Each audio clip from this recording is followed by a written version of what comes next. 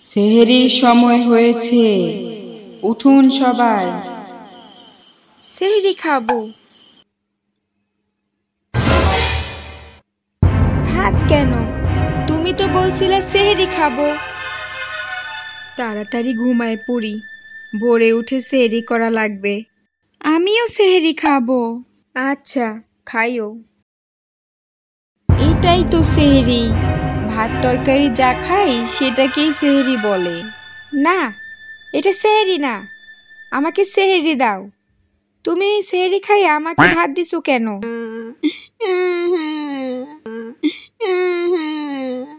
আমাকে সেহরি দাও, আমি সেহরি খাবো। হ্যাঁ জানি, তুমিও ছোটবেলায় সেহরি বলতে বিশেষ কোনো খাবার ভাবছো, কিন্তু তোমার আম্মু তোমাকে ভাত খাইয়ে দিয়েছে। এটাও জানি পিচ্চি বেলায় তোমাকে রোজার মাসে কি বলা হতো, তুমি 3 বেলা পেট ভরে খাবা, তাহলে তোমার 3টা রোজা হয়ে যাবে। আজ আমি 3 বার খেয়েছি, আমার 3টা রোজা হয়ে গেছে। আমার তো 4টা। আমারও 4টা। আমি আরেকবার খাবো, তাহলে আমার আরেকটা রোজা হয়ে যাবে। এরপর আরেকটু বড় হওয়ার পর শুনে থাকবে দুপুর 12টা অবধি রোজা রাখলে পুরো একটা রোজা হয়ে যায়। হ্যাঁ জানি আমি এগুলো, কারণ আমার সাথেও এমন হয়েছে। তো পিচ্চি বেলায় আমার মাথায় আসলো বড় একটা বুদ্ধি। মা, আমি আজ সারাদিন রোজা রাখবো, সন্ধ্যা পর্যন্ত। সারাদিন তো পারবা না, দুপুর পর্যন্ত রাখবা, তাহলে একটা রোজা হয়ে যাবে। হ্যাঁ জানি, কিন্তু আমি যদি সন্ধ্যা পর্যন্ত রোজা রাখি তাহলে আমার একদিনে 2টা রোজা হয়ে যাবে। আচ্ছা রাখো তাহলে। সকাল অবধি আমার কোনো সমস্যা হয়নি, তবে দুপুর হতে হতে ক্ষুধার কারণে আমি আর দাঁড়িয়ে থাকতে পারছিলাম না। আম্মু, ইফতারের সময় হয়নি? না, এখনো অনেক দেরি। ইফতার কখন খাবো? সময় হোক তারপর। ও আম্মু, ইফতারের সময় হইছে? না রে মা, দেরি আছে। আম্মু, কখন আজান দিবে? আরেকটু অপেক্ষা করো। আম্মু, ইফতারের টাইম কি হইছে? তোকে কি বলছিলাম রোজা রাখতে? 12টা অবধি রাখলেই তো হয়। আমার আর একদিনে 2 রোজা রাখা হবে না, কিন্তু নানির সামনে খাবো কিভাবে? আমার বাসায় তখন এক নানি আসছিল, তার সামনে খেতে গেলে আমার ভাবসাবে একটু আঘাত লাগবে, যেহেতু আমি বড় গলায় বলেছিলাম সারাদিন রোজা রাখবো।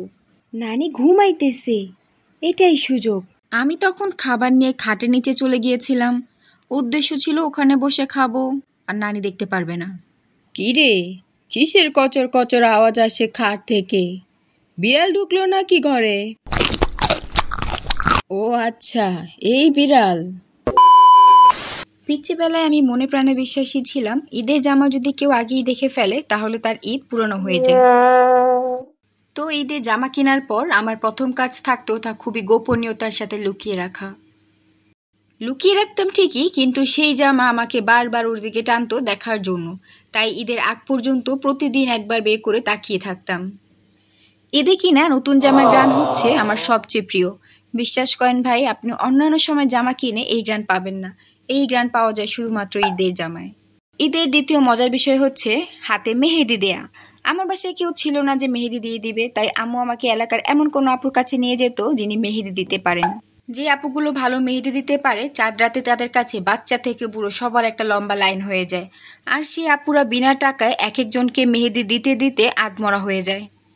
এই দীর্ঘ লাইন পেরিয়ে হাতে মেহেদি লাগিয়ে আমি জীবন যুদ্ধে এক ধাপ এগিয়ে যেতাম। হাতে মেহেদির রং যাতে হালকা না হয়ে যায়, তাই ঈদের দিন সকালে আম্মু আমাকে মাথায় শ্যাম্পু করে দিত। আমার হাতে মেহেদির রং গাঢ় হয়, আর এটা নিয়ে শো অফ করবো না তা কিভাবে হয়? দেখো, আমার মেহেদির রং কি গাঢ় আসছে। হ্যাঁ, রং তো গাঢ় এসেছে। আরে কি বাতাস, আমার তো চুল উড়ে যাচ্ছে। কিন্তু এখানে তো কোনো বাতাসই নেই। আরে কি রোদ। তারপর আসে ঈদের সবচেয়ে গুরুত্বপূর্ণ কাজ, সালামি নেয়া। ঈদের দিন সকাল সকাল চলে যেতাম পরিচিতদের বাড়ি সালামি নিতে। শ্যামাই খাও, পায়েস খাও, এই নাও নুডলস খাও। যখনই কানে আলমারি বা ড্রয়ার খোলার শব্দ আসবে বুঝে নেবে তোমার সালামি আসতেই চলেছে। নাও সালামি নাও। এভাবে চেনা পরিচিত সবার বাসায় গিয়ে সালামি নিতাম, আর সেই টাকা দিয়ে অনেক অনেক চকলেট কিনে খেতাম। যদি এমনটা ভেবে থাকেন তাহলে ভুল ভাবছেন।